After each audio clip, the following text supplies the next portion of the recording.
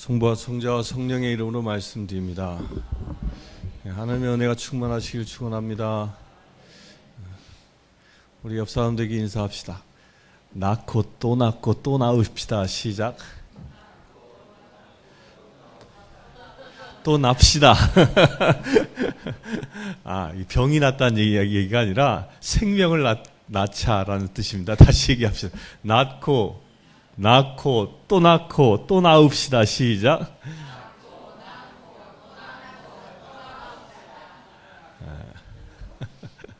생명을 자꾸 낳으시길 축원합니다. 신약 성경의 제일 앞에 있는 성경 이름이 뭐죠? 마태복음이죠. 유치원 수준의 질문을 해드려서 죄송합니다.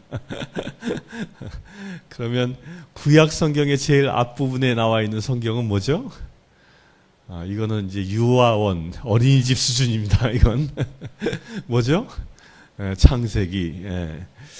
그 창세기와 마테오 복음이 가지고 있는 이 공통점이 있습니다. 공통점이 뭐냐면 족보를 중요시 여긴다는 거예요. 족보를. 창세기의 족보 그러면 떠오르는 게 있죠? 뭐가 떠오릅니까? 창세기 5장에 보면 족보가 쭉 나와 있어요. 족보가. 그 족보의 특징이 있는데 그 족보에는 동사가 두 가지로 쓰여집니다. 어떤 동사예요? 누가 누구를 낳고 낳았다. 그리고 그는 죽었다. 낳았다 죽었다. 낳았다 죽었다. 그러니까 생명을 낳고 어떻게 했다? 죽었다. 그러니까 이게 창세기가 가지고 있는 족보예요. 낳으면 죽고 낳으면 죽고 이게 반복되어지는 건데 이 마태복음의 족보는 어떻게 되죠? 안 읽어봐서 잘 몰라요? 오늘 읽은 복음의 앞에 바로 있는 겁니다. 마태복음 1장에 나와 있는 족보의 동사는 낳았다. 낳았으며 낳았고 낳았으며 낳았다. 낳았다라는 말로 계속 이어집니다.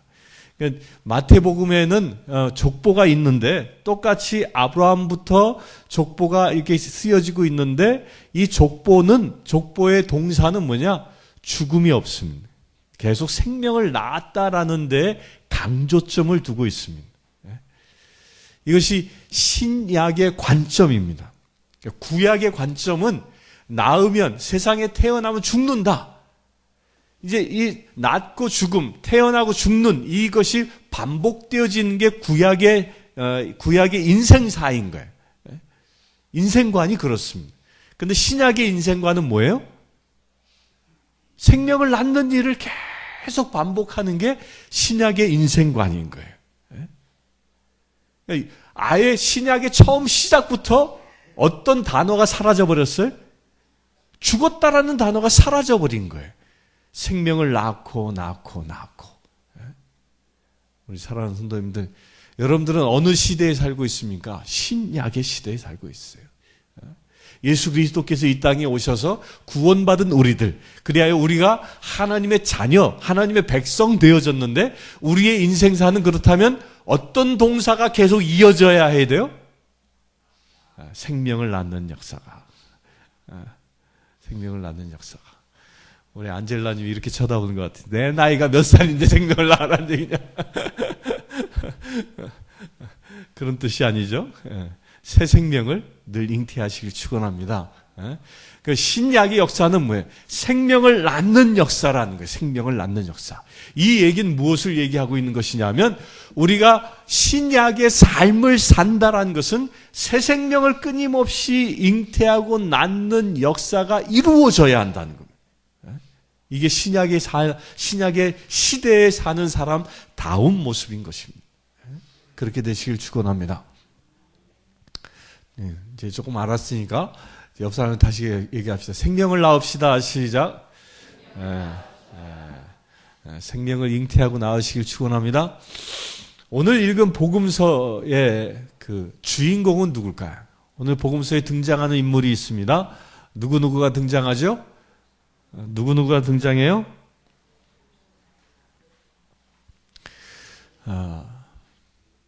누가 등장할까요? 본문을 잘 보면요. 등장인물은 현실적으로는 딱 한 사람밖에 없어요. 잘 보십시오. 잘 보면 이 본문을 쭉 보면 대부분의 사람들이 누구 얘기라고 생각하냐면 마리아의 이야기다라고 생각해. 근데 본문을 자세히 보면은 마리아는 등장하지 않습니다. 누가 등장하죠, 여기에? 누가 주인공이에요? 요셉이에요, 요셉. 요셉이 주인공인 거예요, 요셉이 마리아라는 처녀와 약혼을 했는데, 약혼을 하고 나서 보니까, 어느 날 보니까 자기의 약혼녀가 어떻게 했어요? 약혼녀가 어떻게 됐어요? 임신한 거야. 이게 웬 날벼락? 자기 약혼녀가 임신했다는 거야. 약혼녀가 그럼 뭐야? 바람 폈다는 얘기 아니에요. 자기와는 동침한 적이 없는데 임신을 했더니 바람 폈다는 이야기, 이 청천벽력과 같은 이야기를 그가 듣게 되는 거죠.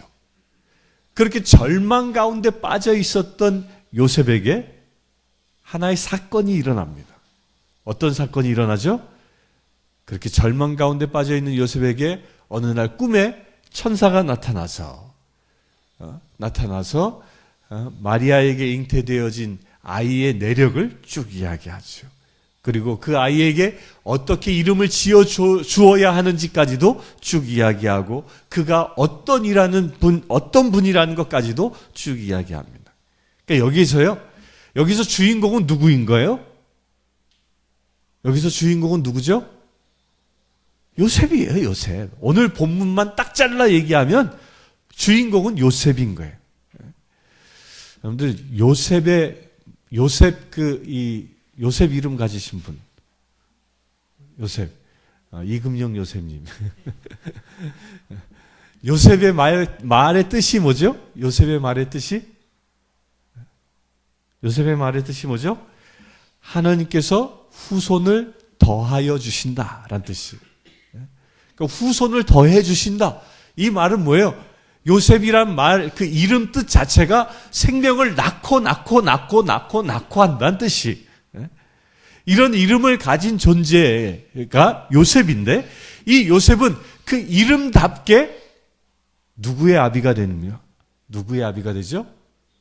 예수님의 아비가 되는 거예요. 예수님의 아비가. 그래서 이름이 중요하다니까. 이름이.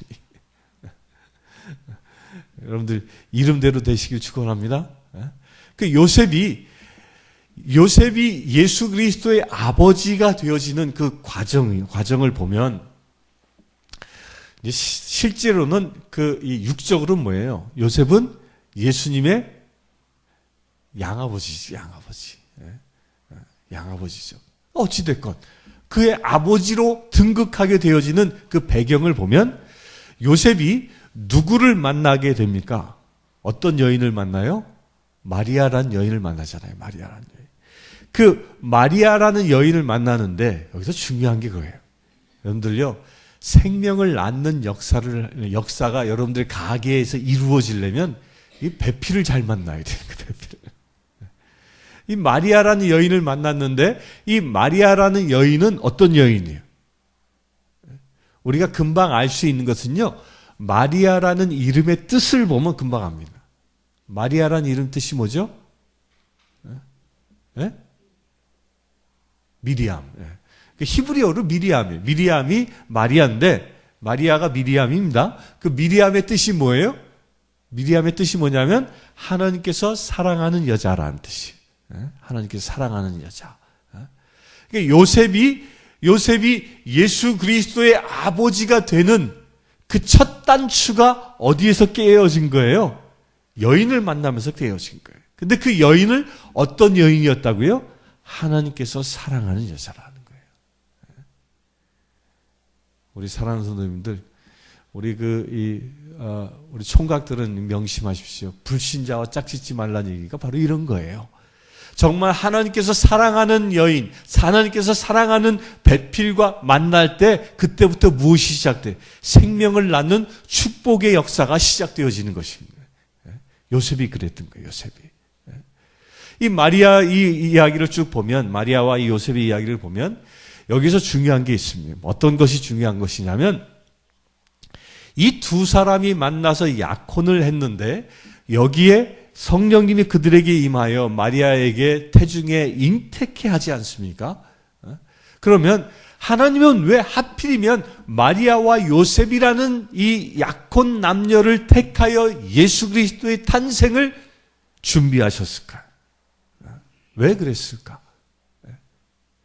먼저 우리가 이 마리아에게 성령이 임하셨는데 그 성령이 임하신 사건을 잘 보면요, 하나님께서 마리아를 택하신 중요한 이유를 찾아볼 수 있습니다. 첫째로 마리아에게 성령이 임하였다 그랬어요. 성령이 임하여 잉태되어졌다. 그런데 마리아에게 성령이 임하는데 성령님은 어떤 분이에요? 성령님은 어떤 분? 삼위일체 하나님이신 분이에요.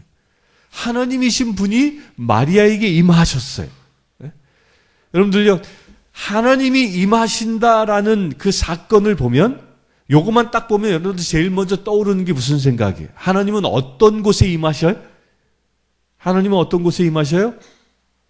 그냥 아무한테나 임하시는 분이 아니죠. 하나님이 이 세상에 임하시는데 그 임하시는 처소가 어디였어요? 지성소였잖아요. 지성소는 어떤 곳이었어요? 어떤 곳? 지성소는 죄가 없는 자만이 들어갈 수 있는 곳이었다. 죄 없는 자. 그 성령 하나님이 임하신다라는 그 사건은 무엇을 이야기하냐면 마리아가 어떤 존재였다는 거예요? 그가 지성소와 같은 존재였다는 것이.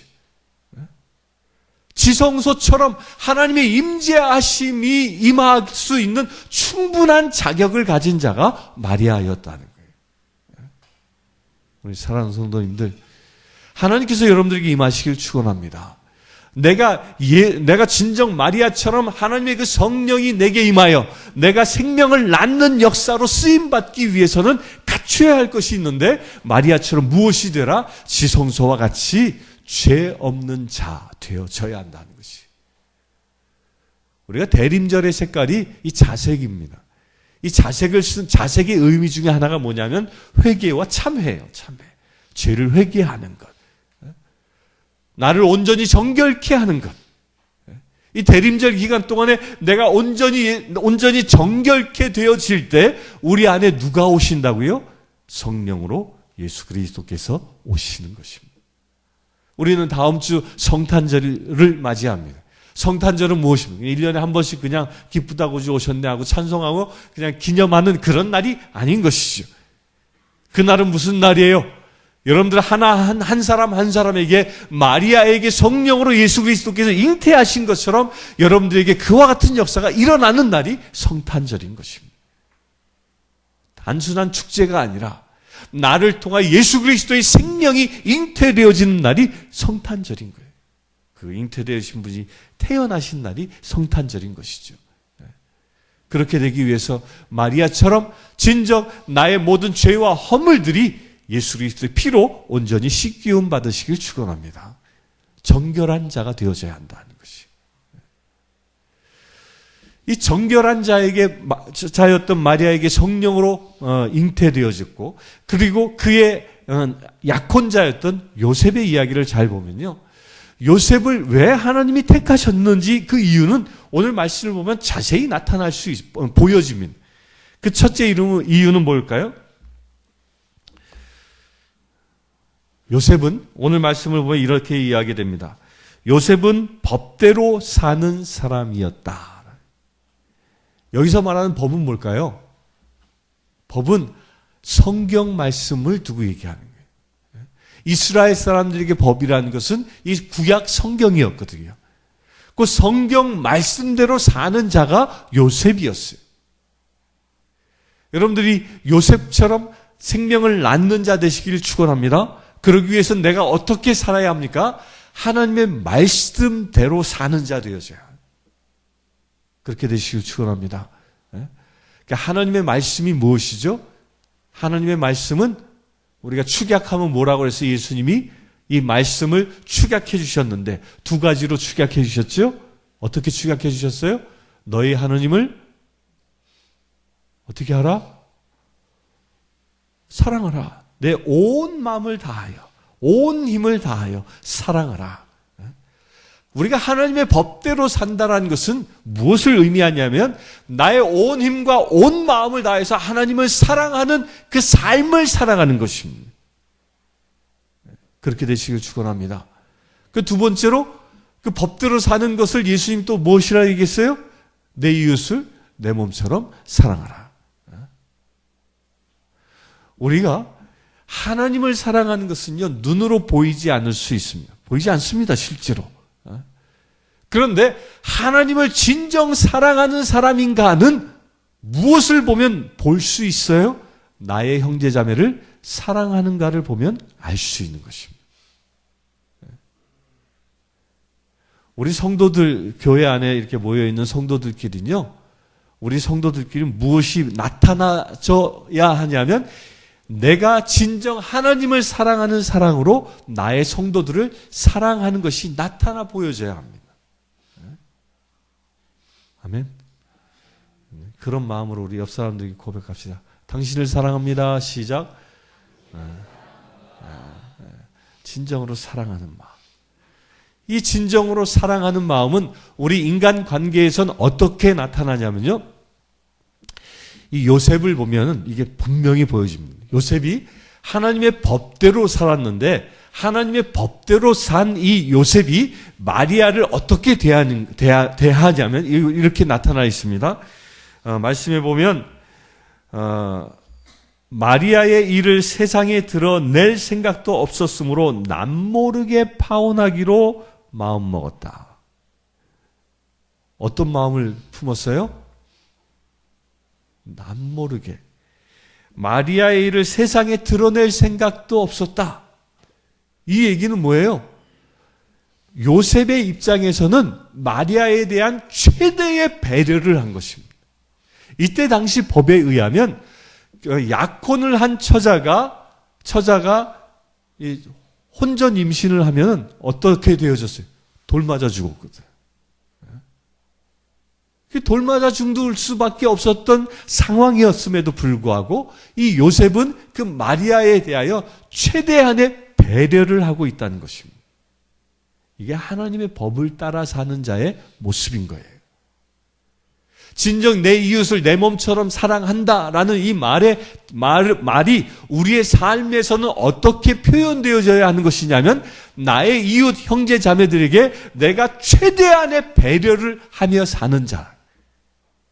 내가 얼마만큼 나의 형제 자매들에게 배려하는가, 이것을 보면 나의 이웃을 사랑하는가가 나타나는 것입니다. 서로를 위하여 배려하시길 축원합니다. 이 배려라는 것은 섬김을 이야기하죠. 우리 형제 자매들을 섬기는 거예요. 내가 높임받기보다는 상대를 높여주려 하고 내가 인정받기보다는 상대를 인정해 주려 하는 마음, 이것이 바로 배려하는 마음. 요셉에게 이것이 있었던 것이죠. 이 배려하는 마음이 사랑의 증거라는 것입니다. 그렇게 되시길 축원합니다. 이렇게 배려하는 자의 마음을 가지고 있었던 요셉에게 누가 나타납니까? 천사가 나타납니다. 천사가 나타나서 이야기하기를 다윗의 자손 요셉아, 두려워하지 말고 마리아를 아내로 맞아들여라. 그의 태중에 있는 아이는 성령으로 말미암은 것이다. 마리아가 아들을 낳을 터이니 그 이름을 예수라 하여라. 예수는 자기 백성을 죄에서 구원할 것이다. 라고 말씀합니다. 여러분들 꿈 꿔봤습니까? 꿈을 꿔봤습니까? 현몽과 객꿈의 차이가 있습니다. 어떤 차이죠? 현몽과 객꿈의 차이는요, 농담이 아니라 현몽과 객꿈의 차이는 또렷이 기억되느냐, 깼는데 꿈은 꾼 것 같은데 전혀 기억이 없다 그러면 그거 뭐예요? 그건 개꿈이에요, 그거는. 꿈자리가 뒤숭숭했다. 무슨 내용이 전혀 기억나지 않는다. 그건 100% 개꿈입니다, 그건. 그런 꿈은 언제 꾸냐면 잠자리가 불편하면 꾸는 거예요, 그건. 깊게 잠들지 못했을 때. 근데 현몽은 뭐예요? 현몽은 딱 깼는데 명확하게 기억나는 거예요. 명확하게. 그 현몽이라는 거예요. 저는 그런 꿈을 종종 꿔요. 그 꿈을 꿨는데 아침에 일어나면 기억이 나. 근데 현실적으로 일어날 것 같지 않은 꿈을 꾼 거예요. 이제 잊어버리잖아요, 그러면. 근데 그 꿈이 언제 다시 기억나냐면 어떤 장소를 갔을 때 기억나는 거예요. 어떤 장소를 딱 갔는데 낯설지 않은 거예요. 이상하다? 여기 분명히 내가 왔었는데? 근데 아무리 생각해봐도 와본 경험은 없는 거예요. 잘 생각해보면 꿈에서 왔던 거예요. 누구를 만났던 게 그때 기억나는 거죠. 이런 게 현몽인 거예요, 현몽. 그런데 여기서 현몽으로 요셉이 현몽을 꾸었는데 요셉의 놀라운 건 뭐였냐면 잠에서 깨어나 이게 개꿈인지 현몽인지 단 한 번도 혼란스러워하지 않았다는 거예요. 꿈에서 천사가 자기에게 말한 그대로 그는 어떻게 했습니까? 순종했다는 거예요. 요셉의 놀라운 이 덕목이 바로 여기에 있어요.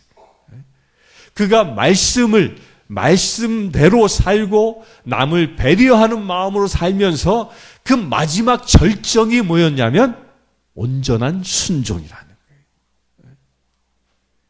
꿈에서 천사가 나타나 현몽한 그 내용을 단 한 번도 의심치 않고 단 한 번도 질문하지 않고 단 한 번도 또 다른 확증을 요구하지 않고 그대로 순종했다는 거예요. 여러분들요, 하나님이 나타나서 그 뭔가를 계시했을 때 기드온이라는 사람 이야기가 이렇게 우리 많이 기억하잖아요. 기드온이라는 사람은 어떻게 합니까? 기드온에게 하나님이 나타나서 싸워 나가서 군대를 이렇게 싸워 나가라. 그러니까 뭐예요? 그게 진짜입니까? 이 양털을 갖다 놓고 당신의 말씀이 진짜면 밤 동안에 하나는 이슬에 젖게 하고 하나는 뽀송뽀송 마르게 해주십시오. 뭐 이런 확증을 요구하잖아요. 확증을. 무려 2번씩이나 하잖아요. 근데 요셉의 위대함은 이런 확증을 전혀 요구하지 않는다는 거예요. 단 한 번 천사가 그에게 말씀하셨을 때 단 한 번의 말씀에 온전히 순종하는 그 믿음의 사람으로 그가 응답했다는 것입니다. 이게 생명을 낳는 자의 중요한 덕목입니다. 사랑하는 성도님들, 꿈이 아니라 여러분들에게는 매일매일 무엇으로 주께서 말씀하십니까? 이 성경을 통하여. 이 성경을 통하여 말씀하십니다. 이 성경을 통하여 말씀하시는데 이 성경 말씀의 궁극적인 목적은 무엇입니까? 무엇이에요 이게? 궁극적인 목적은 생명을 낳으라는 거예요. 생명을 낳으라. 그 생명을 낳는다는 게 무엇이에요? 하나님의 말씀을 그 영의 양식을 생명의 씨앗을 세상에 심으란 이야기죠. 이 말씀을 끊임없이 우리에게도 지금 하고 계신 것입니다. 그렇다면 우리가 요셉처럼 예수 그리스도의 아버지의 그 반열에 요셉처럼 위대한 하나님의 사람의 반열에 오를 수 있는 비밀은 무엇입니까? 한 가지. 그 생명의 말씀, 나에게 주시는 그 영의 양식, 그 생명의 씨앗을 세상에 심을 수 있어야 하는 것입니다. 우리 사랑하는 성도님들, 우리 생명을 심으시길 축원합니다. 생명의 양식을 심으시길 축원합니다. 그럴 때 우리가 진정 생명을 낳는 자 요셉처럼 되어지는 그 축복의 사람이 될 수 있는 것입니다. 그렇게 순종한 요셉, 그 요셉에게 어떤 축복이 임했습니까? 그에게는 예수 그리스도의 아버지로 쓰임받는 놀라운 축복이 임합니다.